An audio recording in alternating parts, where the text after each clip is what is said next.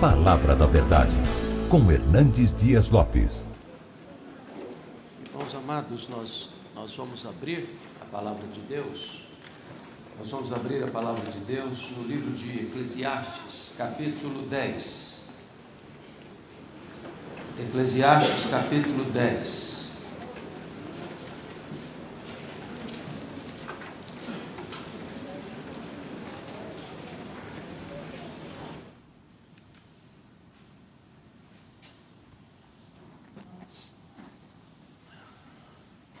Lido o texto, por gentileza, mantenha sua Bíblia aberta comigo nesta passagem, Eclesiastes 10.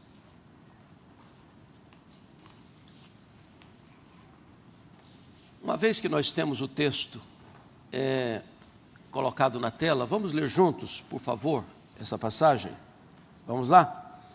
Qual a mosca morta faz o unguento, o perfumador exalar um mau cheiro, assim é para a sabedoria e a honra um pouco de estultícia. O coração do sábio se inclina para o lado direito, mas o do estulto para o da esquerda. Quando o tolo vai pelo caminho, falta-lhe o entendimento, e assim a todos mostra que é estulto. Levantando-se contra ti a indignação do governador, não deixes o teu lugar, porque o ânimo sereno acalma grandes ofensas. Ainda há um mal que vi debaixo do sol, erro que procede do governador.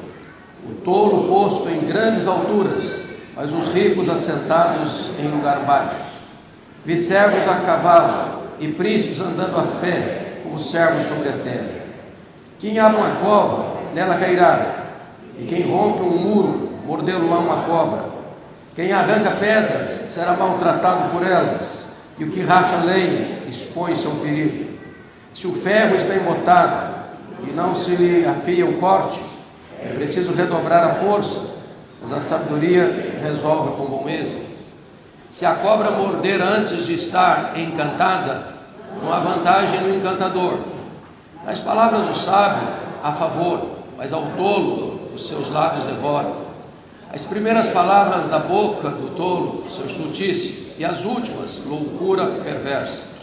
O estulto multiplica as palavras, ainda que o homem não sabe o que sucederá, e quem lhe manifestará o que será depois dele? O trabalho do tolo o fadiga, pois nem sabe ir à cidade. Ai de ti, ó terra, cujo rei é criança, e cujos príncipes se banqueteiam já de manhã. Ditosa tu, ó terra, cujo rei é filho de nobres, cujos príncipes se sentam à mesa a seu tempo, para refazerem as forças e não para a bebedice. Pela muita preguiça desaba o teto, pela frouxidão das mãos goteja a casa. O festim faz-se para rir, o vinho alegra a vida, e o dinheiro atende a tudo. Nem no teu pensamento amaldiçoes o rei, nem tampouco no mais interior do teu quarto o rico, porque as aves dos céus poderiam levar a tua voz, e que tem asas daria notícias das tuas palavras. Eu gostaria de, à luz desse texto, irmãos, tratar um pouco com vocês nesta manhã sobre a diferença entre o sábio e o tolo. Salomão foi rei em Israel durante 40 anos. Ele sucedeu o seu pai Davi, que foi o grande rei de Israel. Ele, no começo do seu reinado, recebe a revelação de Deus, e Deus diz para ele que ele tinha liberdade de pedir o que quisesse ao próprio Deus. E ele pede sabedoria. Ele pede discernimento para governar com justiça o seu povo. E Deus lhe dá sabedoria e Deus lhe dá riquezas, a ponto de Salomão ter se tornado o rei mais rico e o rei mais sábio da sua geração. Aqui neste capítulo, ele vem tratando dessa questão de sabedoria e tolice, distinguindo um de outro. E ele vai nos oferecer alguns lances, algumas cenas, alguns quadros, onde se percebe o que é tolice e o que é sabedoria. E então eu gostaria de chamar a sua atenção para alguns pontos aqui. Primeiro, o cuidado com o efeito desastroso da tolice. E o primeiro ponto que ele diz é que a tolice põe tudo a perder. Versículo 1. Com a mosca morta faz o unguento do perfumador exalar mau cheiro, assim é para a sabedoria e a honra um pouco de estultice. Bom, ele está usando uma linguagem que era muito comum em Israel e até hoje é. A forma do perfumador fazer o perfume. Vocês sabem que o perfume se faz com essência. A essência. Você tem a essência e da essência você produz o perfume. Poderíamos ilustrar isso lá com Maria de Betânia, quando ela oferece a Jesus um perfume preciosíssimo, feito de uma essência chamado nardo, nardo puro. Então o perfumador pega essa essência e dela e produz o perfume.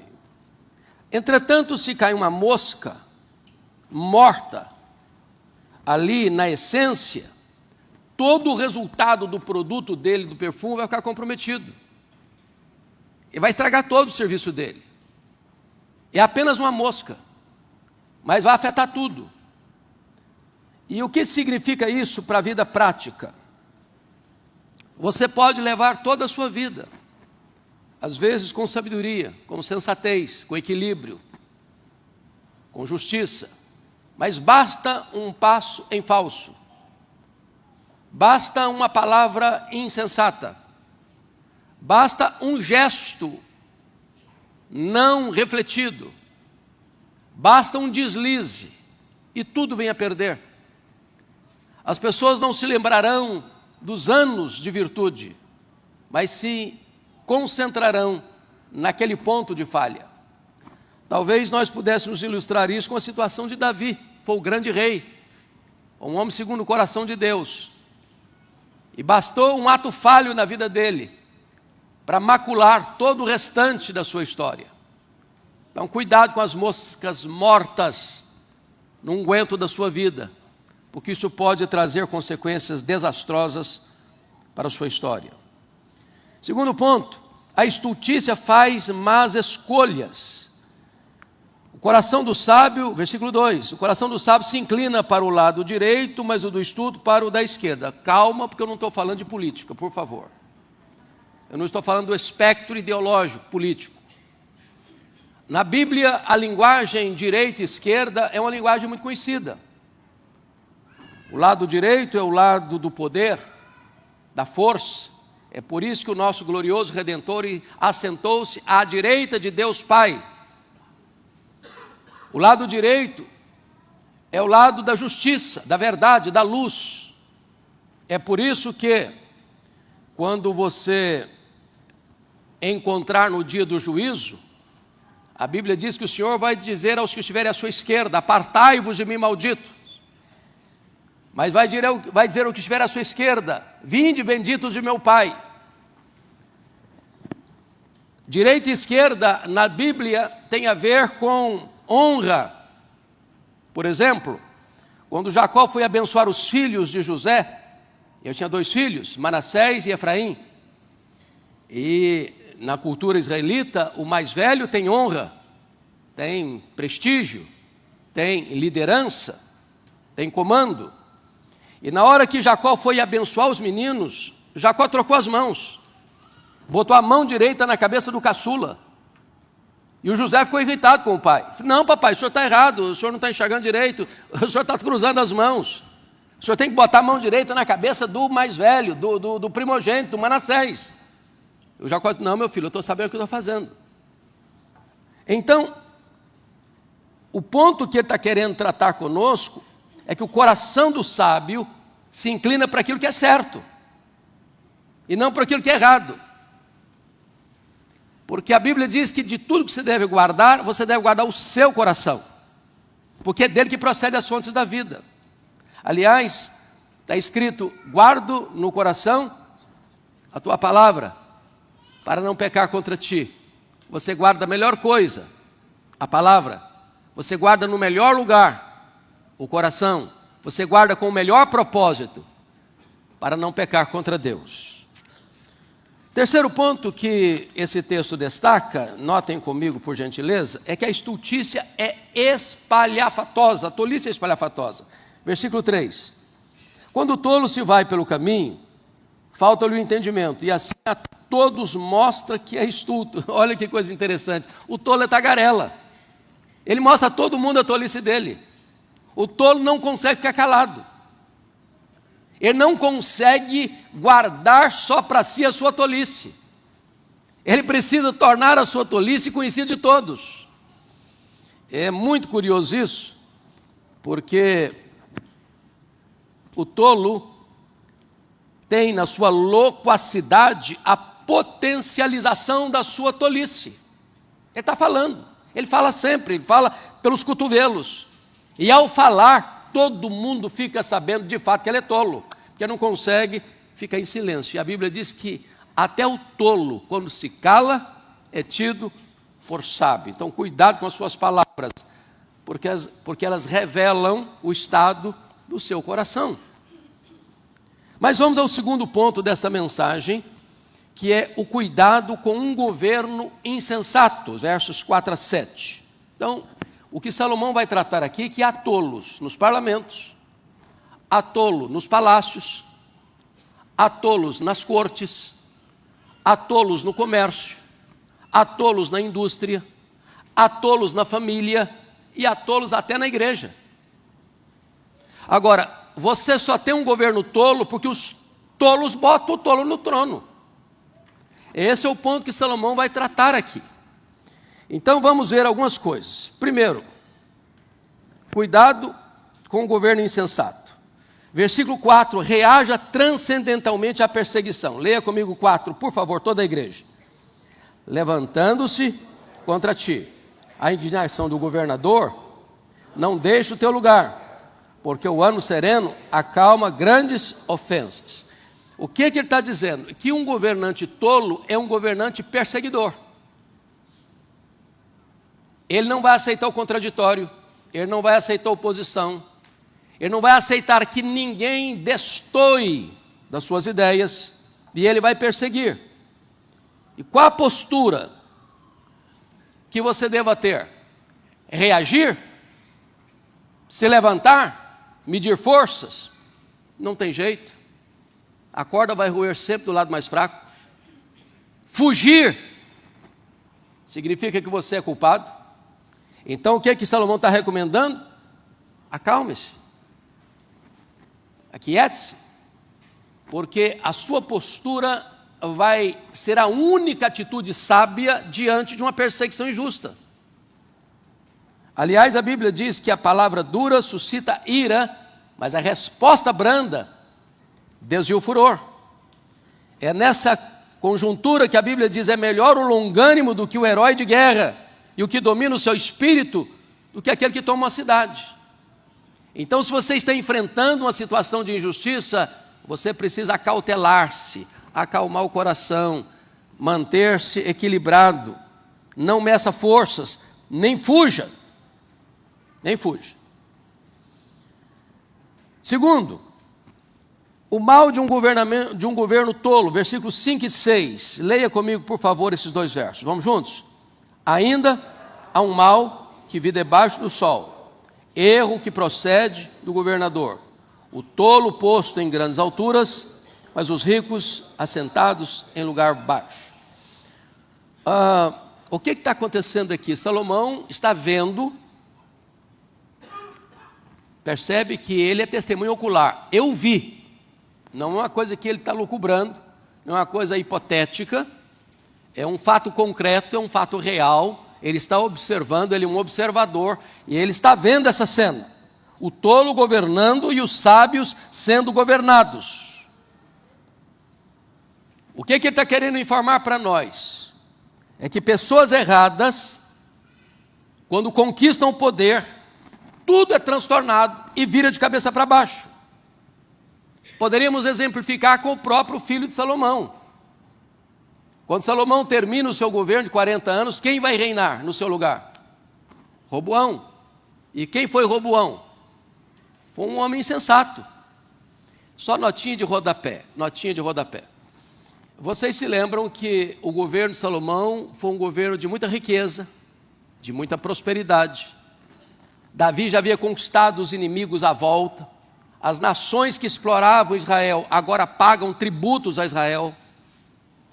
Salomão vive no Fausto, se você perceber o registro de reis sobre a mesa de Salomão, era em torno de 5.000 pessoas por dia, a ponto de ele nomear governadores de províncias, e a responsabilidade principal de cada governador era, mensalmente, cada província deveria abastecer a mesa do rei, uma vez todo mês. Então, esse mês essa província, aquele outro mês outra província, aquele outro mês outra província, de tal maneira que todo o estado vivia para abastecer o governador, para abastecer o rei, para suprir as necessidades do rei, com muito luxo, com muita pompa. Agora, há um ditado popular conhecido: não tem almoço de graça.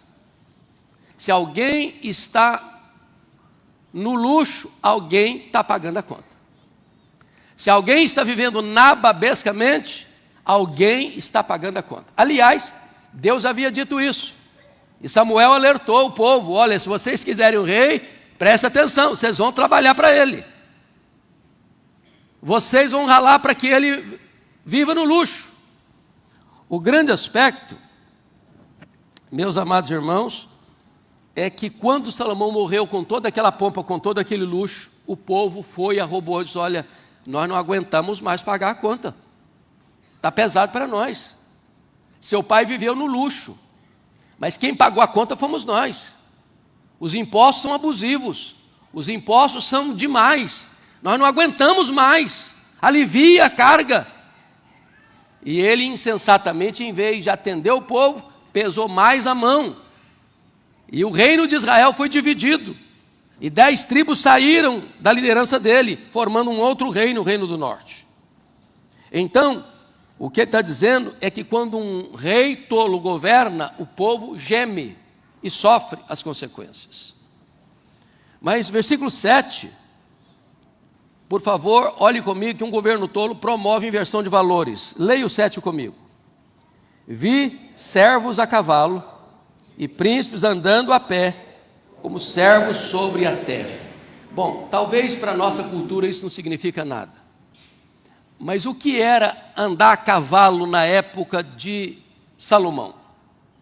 Talvez nós pudéssemos pegar um exemplo bíblico, lá de Esther capítulo 6. Andar a cavalo aqui, meus irmãos, é a mesma coisa de um presidente num feriado nacional andar de limusine na avenida principal da capital do país.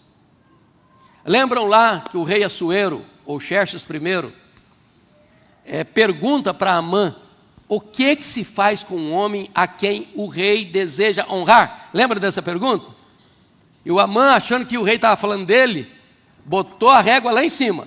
Diz: olha, eu acho o seguinte, se o senhor vai honrar um homem, bota as vestes reais nele, pega o cavalo dele, que é o cavalo assim para feriados nacionais, bota toda a pompa, bota toda o glamour e faz esse camarada passear pela praça da cidade.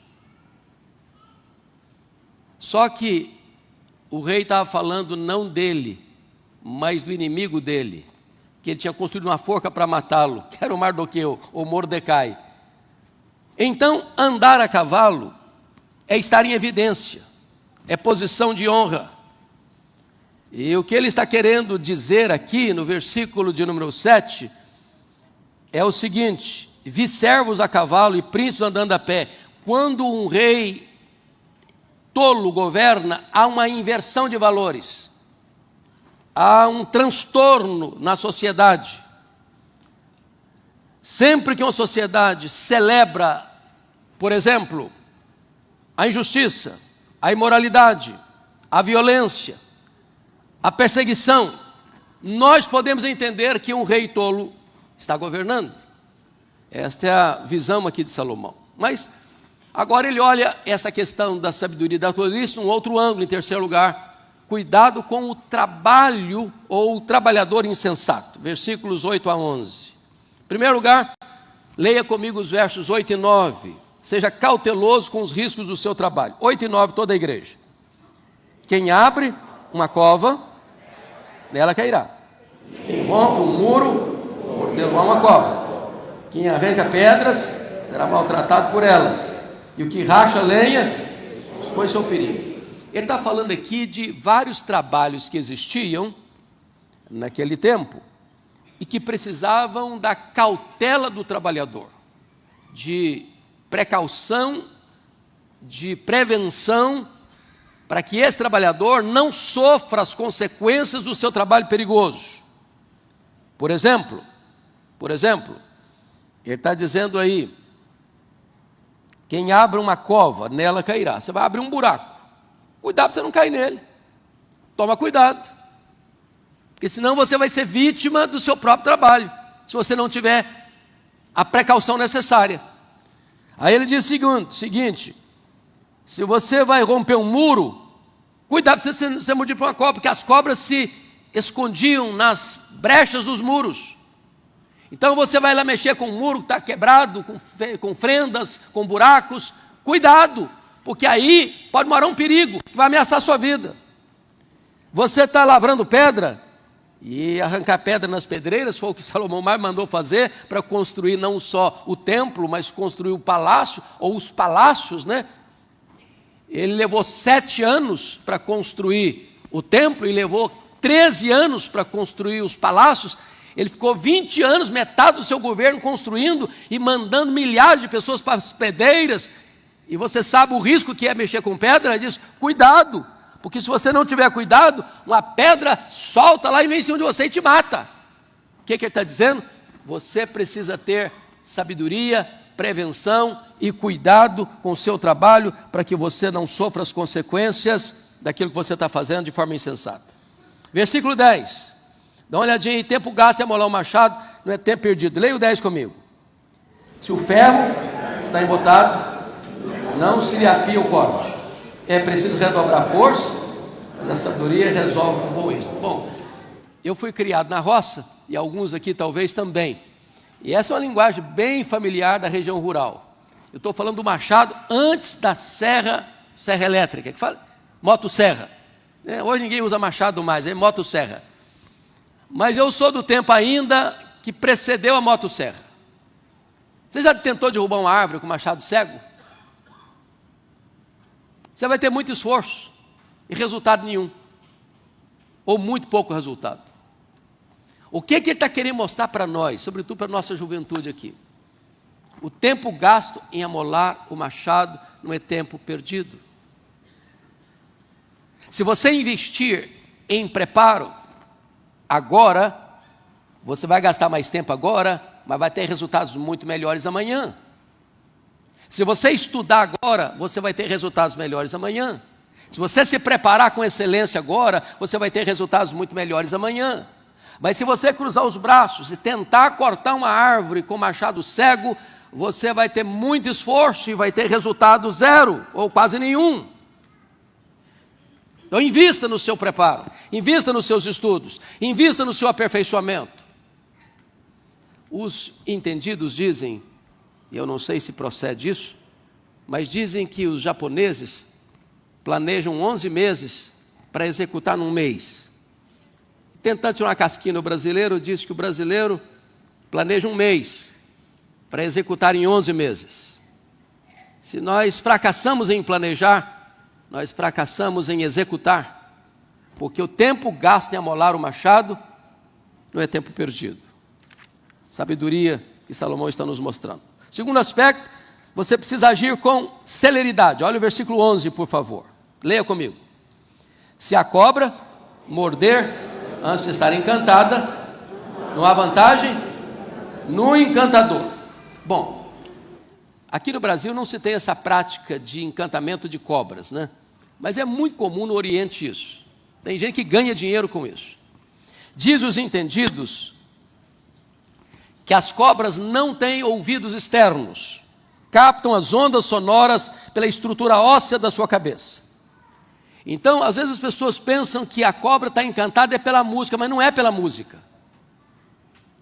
O que encanta a cobra não é a música, é o movimento do encantador, é a agilidade do encantador, é a celeridade dos seus movimentos.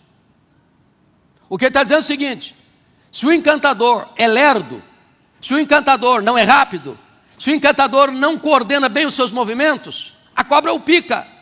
E se a cobra morde nele, ele perdeu a aposta. Ele sai como derrotado do certame. Ele foi envergonhado. E o que significa isso na vida prática? É preciso ter celeridade. É preciso ter rapidez. É preciso enfrentar os problemas de frente. Não dá para empurrar a vida com a barriga. Não dá para botar debaixo do tapete. Não dá para você ir rolando a solução dos problemas da sua vida, da sua casa, da sua família, toda a vida. Enfrente as coisas, seja rápido na solução dos problemas.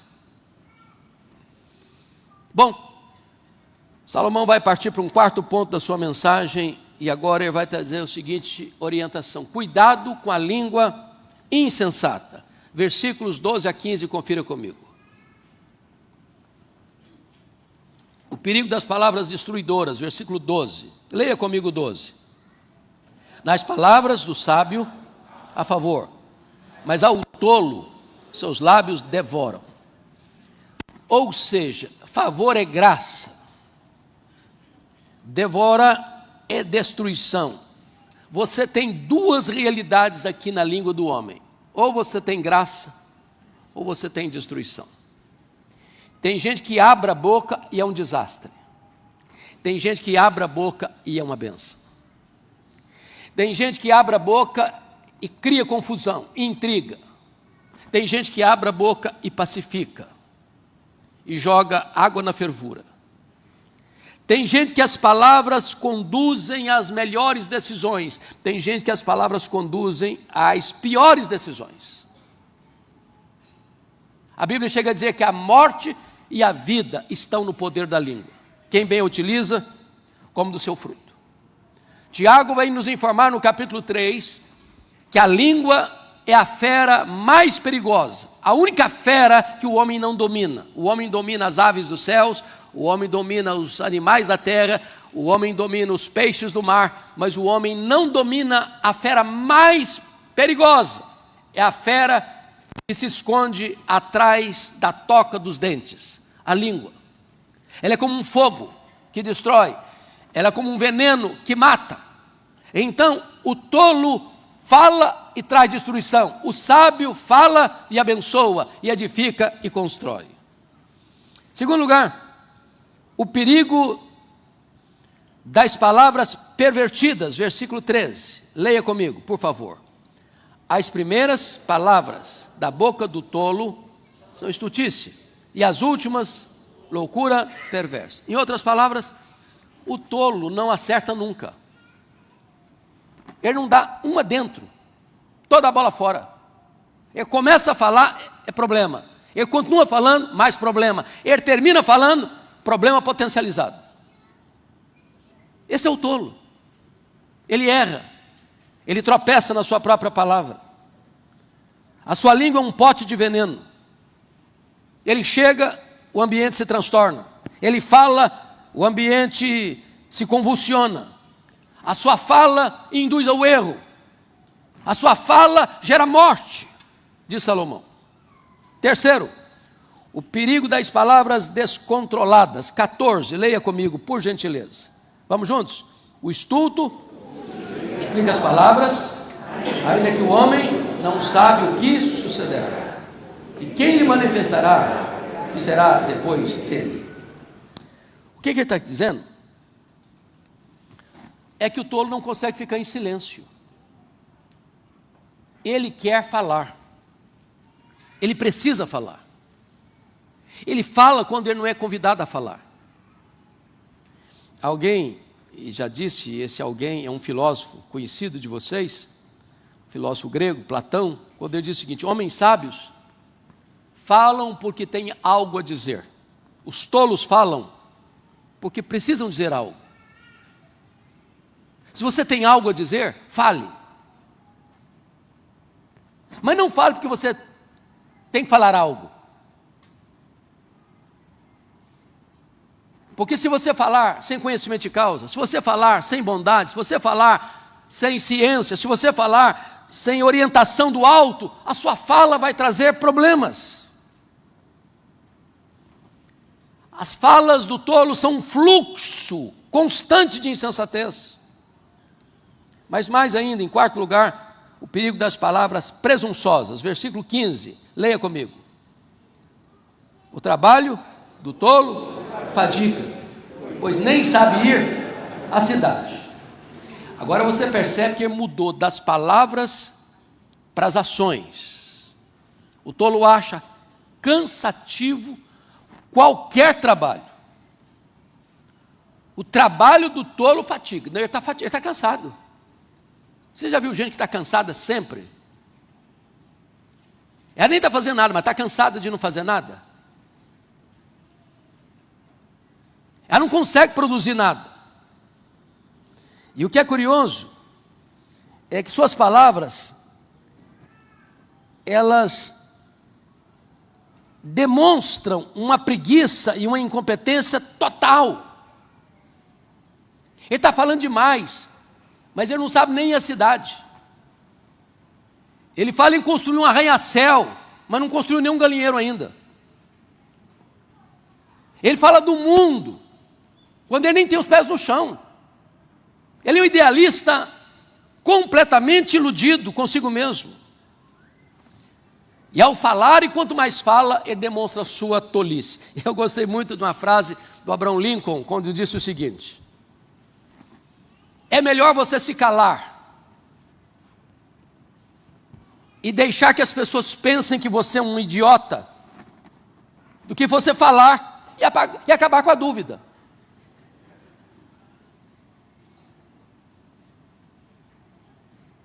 É melhor as pessoas pensarem que você é tolo mesmo. Ele não falou nada, não emitiu nenhuma opinião, ele não sabe de nada mesmo, ele não conhece nada, ele não entende nada. Mas pelo menos ficou a dúvida. Agora, se ele abrir a boca, acabou a dúvida. Ele é mesmo idiota, ele é mesmo tolo, ele é mesmo insensato.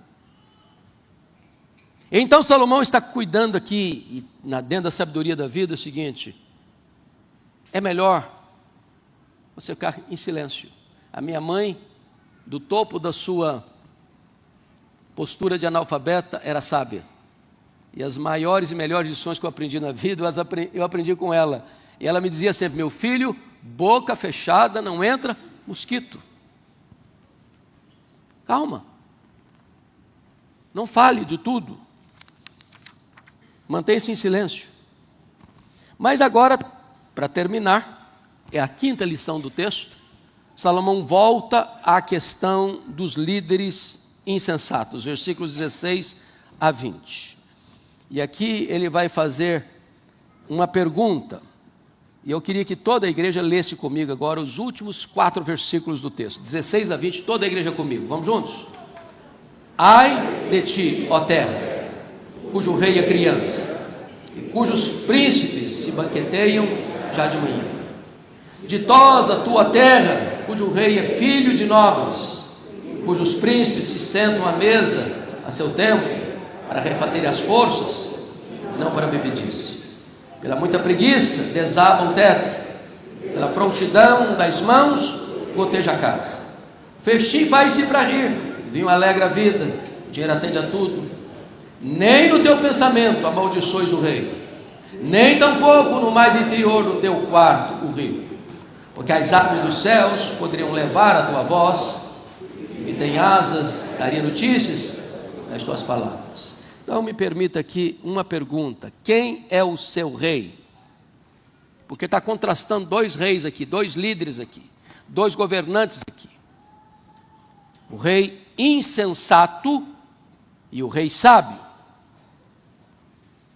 Suas práticas são diferentes, e os resultados de suas práticas também são diferentes. Ele está contrastando uma liderança sábia e uma liderança tola, em 3 aspectos. A índole é diferente, a prática é diferente e o resultado é diferente. Qual é a índole que é diferente? Veja comigo: ai de ti, ó terra, cujo rei é criança. É claro que ele não está falando criança no sentido de idade, ele está falando de criança no sentido de maturidade. O que ele está dizendo é que quando um rei assume o comando, como um governante, seja em que área for, na política, na empresa, na família, em qualquer área da vida, e esse líder é criança, é imaturo, o que vai acontecer é um ai, é um sofrimento, é um gemido para toda a terra, para todos que estão debaixo da sua liderança. Segundo, a prática é diferente. A prática é diferente. Versículo 17. Não, versículo 16, parte B. Príncipes se banqueteiam já de manhã. Então preste atenção nisso. O governante insensato é aquele que não tem a disposição de servir, de trabalhar, de pensar no bem comum. Ele não está lá naquela liderança para servir ao povo, servir à nação, servir à sua cidade, servir ao seu estado, servir à sua instituição, servir às pessoas. Já começa o dia não com agenda de trabalho, ele começa um dia com agenda de bebedeira. Ele pensa nele, ele cuida dele. E quando você vai para a vida de Salomão, se você lê nas entrelinhas, e sobretudo o livro de Eclesiastes, capítulo 2, o que você vai ver no Salomão? Ele construiu casas para ele, açudes para ele, lê o capítulo 2, tudo que ele fez para ele, para ele, para ele, para ele, para ele, a riqueza era para ele, o desfrute era para ele, a glória era para ele, o conforto era para ele. E na verdade não é essa a posição de um governante, seja em que área for. Ele pensa no povo, ele cuida do povo, não é farra, não é bebedeira, não é gastança, mas não tem nada de suor, não tem nada de trabalho, não tem nada de sacrifício pela nação. Agora, qual é a prática diferente de um rei sábio? Vamos dar uma olhadinha? Versículo de número 17. Leia comigo novamente, por favor, 17. Ditosa tu, ó terra, cujo rei é filho de nobres, cujos príncipes se sentam à mesa a seu tempo para refazer as forças, não para bebices. Qual a diferença de um para o outro? O rei insensato, ele levanta de manhã e diz: o que é que eu vou beber hoje? O que é que eu vou curtir hoje? O rei insensato gasta rios de dinheiro no seu conforto, nos hotéis mais caros, nas mesas mais caras, nas viagens mais caras, no glamour que vai lhe proporcionar. Qual que é o rei sábio? Ele vai para a mesa sim, para quê? Para refazer as forças, no seu tempo certo, para comer, para refazer as forças, para continuar trabalhando, continuar servindo. Ele se sacrifica pelo povo, ele não se serve do povo. Então, a grande pergunta hoje é: quem é o seu rei? É aquele que serve ou aquele que quer ser servido? Bom, dito isto, ele termina o texto com duas orientações práticas. Primeiramente, não se renda à preguiça, versos 18 e 19. Pela muita preguiça. Não é preguiça, não é muita preguiça. Você conhece gente preguiçosa? Mas você conhece gente muito preguiçosa? E ele dá uma ilustração aqui, um exemplo que é com uma pessoa muito preguiçosa. Versículo 18. Pela muita preguiça desaba o teto, e pela frouxidão das mãos goteja a casa. O que é o teto da casa? Está chovendo. Aí a dona da casa diz para o maridão assim: ó, está gotejando no quarto, está gotejando na sala, está gotejando na cozinha. Ah, mas goteja mesmo. Deixa gotejar, bota um balde aí. Aí vem outra chuva, agora não é uma goteira não, agora é uma bica d'água. Não, bota uma bacia agora, porque o balde não dá. Aí vem outra estação, e a chuva vem com força, e o teto desaba na cabeça de todo mundo. O que ele está falando? Ele está usando uma ilustração tão simples do dia a dia da vida, para dizer o seguinte: o preguiçoso adia a solução dos problemas.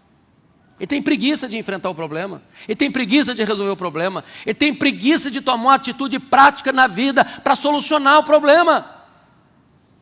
E o que vai acontecer com ele? Daqui a pouco um acidente. Daqui a pouco um desastre. Sabe o que é o grande drama aqui? É que tem gente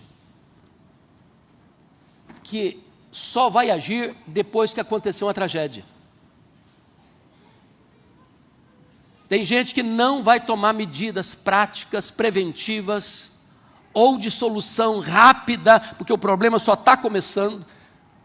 Vamos dar uma ilustração na realidade brasileira? Acho que todos vocês leram e acompanham isso. As tragédias que aconteceram nos rompimentos de barragens. Vocês acham que as autoridades foram alertadas? Foram alertadas. Os técnicos disseram, olha, cuidado, é perigo, é perigo, é perigo, é perigo, é perigo, é perigo. Não toma medida, adia a solução. Não quer gastar com prevenção. Daqui a pouco uma tragédia. Uma tragédia. Porque faltou sabedoria e trabalho preventivo para resolver o problema na hora certa. Aplique isso na sua vida, aplique isso na sua família, aplique isso em todas as áreas da nossa vida. Versículo 19, o festim faz-se para rir, o vinho alegra a vida, o dinheiro atende a tudo. Tem gente que passa a vida achando que a vida é uma festa, é só banquete. E eu poderia citar aqui o caso de Daniel 5. O rei Belsazar está banqueteando, está festejando, está dando uma festa, está trazendo os vasos do templo, está achando que está tudo muito bom, muito bonito. E nem sabia ele que a noite da festa dele seria a noite da sua morte e a noite da queda do seu império. E ele termina, e eu termino aqui também com o verso 20. Leia o 20 de novo comigo, por gentileza. Nem no teu pensamento amaldiçoes o rei, nem tampouco mais interior do teu quarto o rio, porque as aves dos céus poderão levar a tua voz, e o que tem asas daria notícias, as tuas palavras. Sabe o que ele está dizendo para nós? Controle a sua língua, e hoje nós diríamos, controle os seus dedos.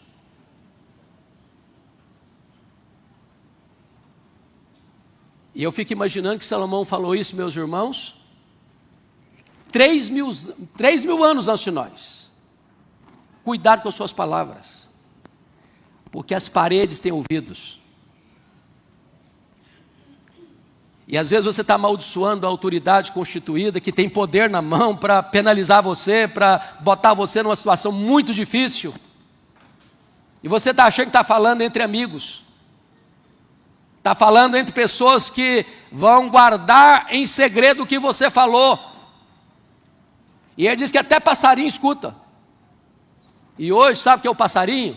É o Twitter. O símbolo do Twitter é o passarinho. Prestemos atenção nisso, irmãos. Nós vivemos numa sociedade que perdeu por completo a privacidade. Depois do smartphone, do telefone celular, eu não sei quem me falou isso, nós tivemos agora fazendo uma viagem missionária, e eu soube que às vezes as casas são muito carentes, mas nunca viu nenhuma casa sem um telefone celular. Pode faltar arroz e feijão, mas não falta o telefone celular. As pessoas estão na igreja, estão filmando.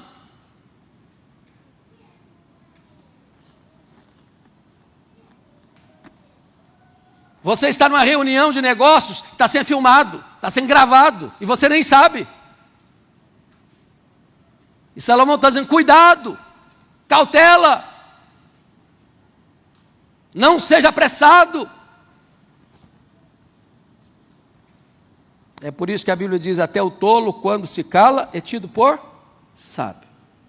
Então, não confie que você está falando, é só entre nós dois, tá? Que segredo com mais de uma pessoa não é segredo mais. Alguém já disse que reunião entre mais de 2 pessoas é conspiração. Então, cautela, cautela. Bom, ele está falando de sabedoria e tolice. Mas sabedoria para nós, irmãos, e em Provérbios também, tem nome. Sabedoria em Provérbios é mais do que um conceito de vida. Sabedoria em Provérbios é uma pessoa. Sabedoria em Provérbios aponta para Jesus. Ele é a nossa sabedoria. Os sábios deste mundo e os mais sábios são tolos, se eles não recorrem à sabedoria de Deus. Se eles não recorrem àquele que é a personificação da sabedoria. E Paulo chega a dizer na carta aos Coríntios que Jesus é a nossa sabedoria. Quando você vive uma vida em Cristo, na presença de Cristo, segundo os conselhos de Cristo e para a glória de Cristo, você descobriu de fato o que é a verdadeira sabedoria. Que Deus nos ajude a viver essa sabedoria no nosso caminhar diário. Amém.